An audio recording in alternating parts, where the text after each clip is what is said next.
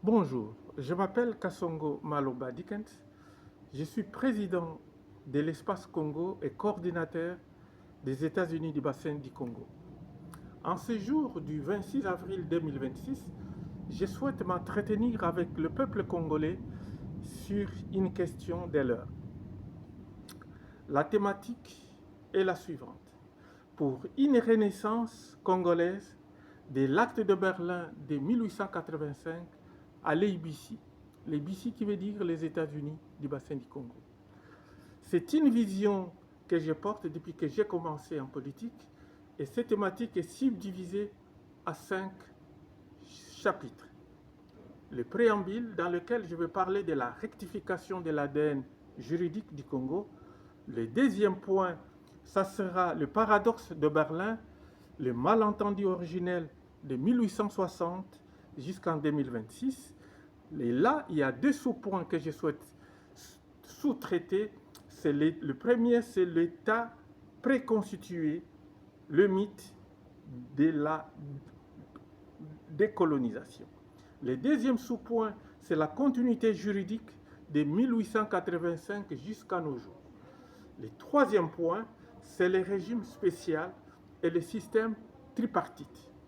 Et le quatrième point, c'est la solution, qui est l'acte contraire via la constitution des États-Unis du bassin du Congo. Et le cinquième point, c'est la conclusion, l'appel à la science juridique. Dans mon préambule, rectifier l'ADN juridique du Congo, c'est porter les projets de l'espace Congo, ESCO et de l'EBC est un engagement pour la vérité historique.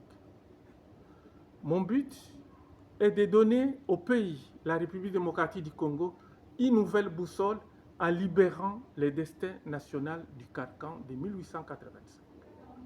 À travers mon analyse, je dénonce le paradoxe de Berlin. Les crises actuelles ne sont que les conséquences logiques d'un cadre juridique inadapté. Notre renaissance passe par la transformation radicale de cet héritage. Le cœur de ma recherche, je soutiens l'idée radicale, mais juridiquement fondée, que l'indépendance de 1960 n'a pas été une rupture, mais une simple mutation administrative. En m'appuyant sur l'adage Nemo plus juris ad alium transfere, protest quam ipse habet, cela veut dire personne ne peut transférer à autrui plus de droits qu'il n'a lui-même. Je remets en question la validité de la cession de 1908 et propose un réajustement juridique nécessaire pour sortir enfin du carcan de Berlin. Mon travail de projet de constitution des États-Unis du bassin du Congo se veut être le logiciel intellectuel capable de transformer la République démocratique du Congo d'un État-objet défini par les puissances étrangères à un État sujet maître de sa souveraineté, notamment à travers le modèle confédéral des États-Unis du bassin du Congo. Le deuxième point que j'ai intitulé le paradoxe de Berlin, les malentendus originels de 1860 en 2006, l'État préconstitué, les mythes de la décolonisation. Dans ces sous-points, contrairement aux autres nations africaines, nées de découpages coloniaux arbitraires, l'État indépendant du Congo EIC est une création pure du droit international. Il a été internationalisé par des traités avant même d'être nationalisé par son peuple congolais. La discordance, la crise congolaise naît du choc entre une volonté de gestion souverainiste interne et des obligations internationales, c'est-à-dire la neutralité, la liberté commerciale, contractée dès 1885. L'instabilité surgit chaque fois que l'État congolais tente d'agir en vase clos.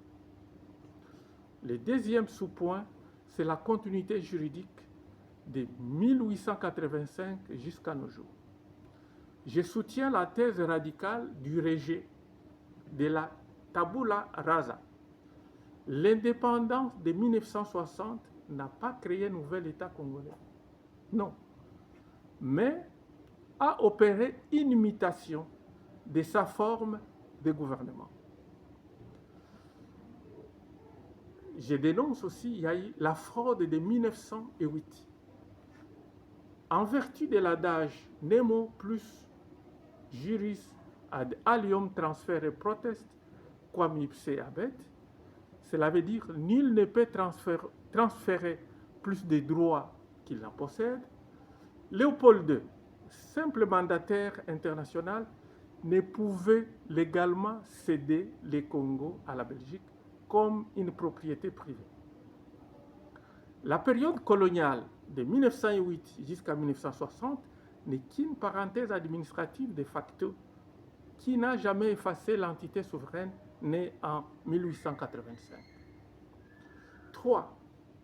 Les régimes spéciaux et les systèmes tripartites.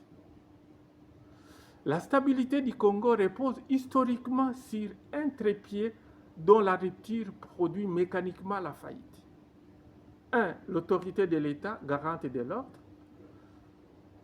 Le droit des regards des puissances, garante de la neutralité, c'est le deuxième. Et le troisième, la liberté des opérateurs économiques, moteur de l'extraction. La sanction de l'isolement. Chaque tentative de repli identitaire ou de nationalisation sauvage, je vous donne l'exemple de la zaïrianisation, est interprétée par le système international comme une violation du pacte de 1885, déclenchant des mécanismes de rappel, des guerres, des sanctions pour restaurer les régimes de la porte ouverte. 4. L'acte contraire, qui est la solution, c'est la Constitution des États-Unis du bassin du Congo, que j'ai remis un exemplaire au gouvernement congolais actuel. Pour sortir de ce cycle, le Congo ne doit pas nier ses obligations, mais invoquer la clause rebus sic stantibus. Le contexte de 1885, c'est-à-dire l'esclavage, l'impérialisme ayant disparu, le régime juridique doit être refondé. La Constitution des États-Unis du bassin du Congo est cet acte contraire. 1. La mutation de la souveraineté. Dans notre Constitution, à son article 1 et à son article 132 bis, le passage à la Confédération des États-Unis du bassin du Congo transforme l'État unitaire, héritier passif du modèle colonial, à une structure souveraine moderne. L'article 132 bis verrouille l'indissolubilité et la perpétuité de l'État, confirmant que l'entité de 1885 accède enfin à sa pleine maturité. 2. La souveraineté monétaire. La Kama Monnaie contre le déterminisme financier. La Constitution ABC institue une